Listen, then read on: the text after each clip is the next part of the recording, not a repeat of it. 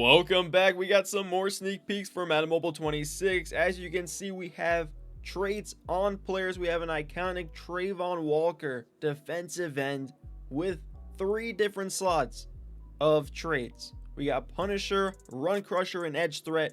This is actually going to be a huge game changer for Madden Mobile 26 in this upcoming season, just because we now can improve players during gameplay with given traits, which is going to be insane, and I'm ready for that. There is a whole entire rundown on how this all works, so let me get straight into it. Opposed to how console Madden does it, traits and cards are separate from one another. Traits are not preset to cards. You can apply traits to cards in your lineup, and you can also unapply those traits from cards as you see it.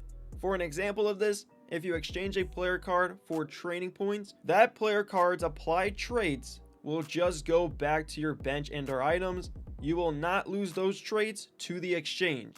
Traits impact single or multiple positions. For an example of this, the trait can apply to your quarterback and only affect quarterbacks on 4th down, or the trait can apply to your quarterback and affect the entire offensive line, or the trait can apply to a wide receiver and affect all of your skill positions. Traits are only applicable to certain positions. For an example of that, the trait can be applied to the wide receiver 1 slot, and that trait affects all wide receivers.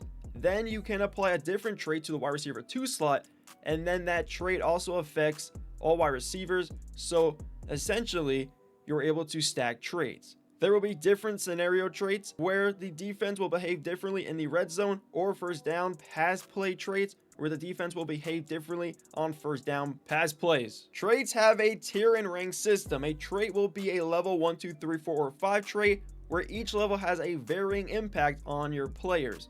There will also be 22 distinct traits at launch of Madden Mobile 26. Each distinct trait has 5 levels and tiers, so you can imagine how many traits you'll be able to apply. Only one of the 22 traits directly show a stat and or overall change to a card. The reset are about certain conditions, therefore traits are very specific. For that example, increase passing success on 4th down plays or increase overall offensive ability in the red zone. Now, the number of trait slots is tier based. Epic cards will get 2 trait slots where you can only apply 2 different traits to that card, and then the iconic will get 3 trait slots where you only apply 3 different traits to that card, as the iconic shows 3 different trait slots and 3 different traits that can be applied to that given iconic card. Obviously, there will be trait slots for rares, epics, iconics, and possibly mythics. Anything underneath a rare does not get a trait slot. That means you can also evolve anything above a rare player, which is insane. And I'll get into the evolutions in another video, but for now, let's end off the trait strong. Here we go. So, traits are obtainable with different currencies, which are obtainable in the field pass, journeys, trades, and other aspects of the game.